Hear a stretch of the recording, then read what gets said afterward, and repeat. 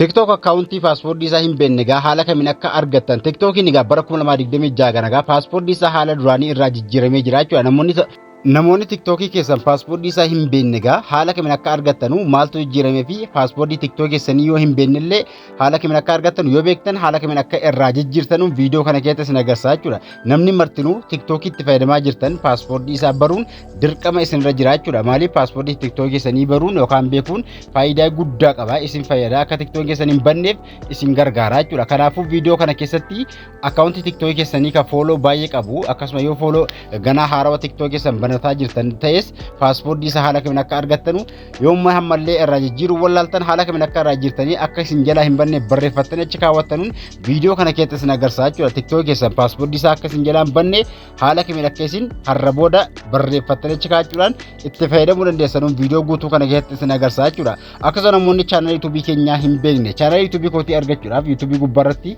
Hussein Official jechuun yoo barreeffattan isin baasa viidiyoowwan barnoota wal qabate babbareedaa jalaa argattu chaanalii kee subscribe gochuudhaan nu hordofaa isiniin jedha barnoota bilbilaa wal qabate akkasuma playlist jala seenawwan barnoota viidiyoo hedduu playlist jala naqeen jira jala garaa irraa baradhaa barnoota bilbila keessan wal qabate hedduu jala argattu isiniin jedha akkasuma gaafii qabaattan waa'ee bilbilaa wal qabate waa'ee social media accountii wal qabate waan isin gallee jiraate komantiitti gaafadhaa isiniin jedha akkasuma namoonni haaraata subscribe gochuu viidiyoo yeroo dhaggeeffatan laayikii tuquun dhaggeeffadhaa akkasuma gara appii TikTok ni deemna jechuudha qaayixaadhuma appii TikTok irra geessentanii tuqaa sadeen gubbaa tuqxu paaspoortii TikTok argachuuf tuqaa sadeen gubbaa tuquudhaan gaa TikTok account keessan jechuudha. Setting and privacy bakka jiru ni seentu. Setting privacy bakka tuquudhaan account kayyate kana irra gattuqxu yeroo takkaaf account bakka kana irraan gadee kana jiraatu bakkuma inni jiru bakka account tuquudhaan gaa asirratti account information wantoota sana account TikTok keessan ittiin banattan ni ilaaltu bakka awwalaa kaa tuquudhaan account information bakka kaa tuquudhaan TikTok keessan maal akka hojjechaa jiru email yookaan lakkoofsa bilbilaa achi jala jiru ilaaluudhaan dudduubatti deebitanii paaspoortii bakka itti kaanii tuqxu jechuudha. Paaspoortii TikTok keessanii argachuudhaaf bakka paaspoortii kana eega tuqxanii ka duraanii dhiiftanii hamma haarawanii barreeffattu awwala qalamiin barreeffattanii achi kaawwattu paaspoortii TikTok keessanii sana booda bakka irratti fiddanii galchitu hamma asirratti change paaspoortiidha jijjiiruu dandeessu ka duraanii irraa haarawa ni barreeffattu 8 ol qubee guddaa qubee xiqqaa lakkoofsa mallattoo meeshinii fi masiraalee adda addaa of keessaa qabu 8 ol kan namni tilmaamuu yookaan baruu hin dandeenye eega barreeffattanii fixanii kaatanii paaspoortii TikTok keessanii kana eega barreeffattanii kaatanii continue kayyate kana ni tuqxu jechuudha.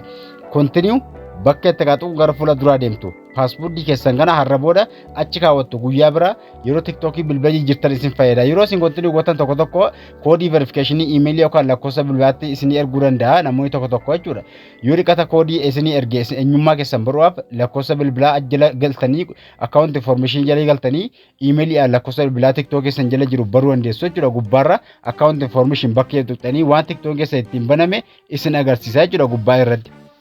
Gubbaa tuquudhaan lakkoofsa moo emailii banamee jira jedhu eega bartanii kaatanii achirraa koodiitti dhaquudhaan paaspoortii jijjiirrachuu dandeessu. Sana booda dudduubatti deebi'uudhaan gaa secret permission kana yeroo tuqxanu bilbila keessan keessaa dudduubatti eega deebitanii secret permission kana tuquudhaan asirratti gaa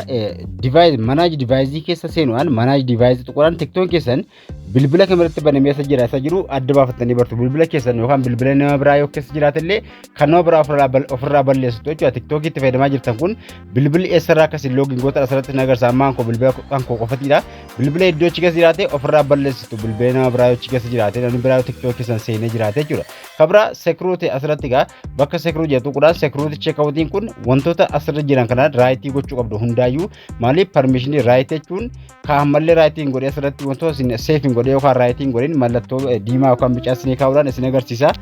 Haala kanaan TikTok keessan paaspoortii jijjiiruu security isaa eeggachuu qabdu barnoota TikTok waan isin gallee jiraatu komantiitti gaafadhaa isin jedha barnoota TikTok hedduu TikTok jaanii argattu TikTok follow gochuun hordofaa akkasuma chaanal YouTube keenya subscribe gochuun hordofaa isin jedha barnoonni irraa asumatti dhaabata galatoomaa.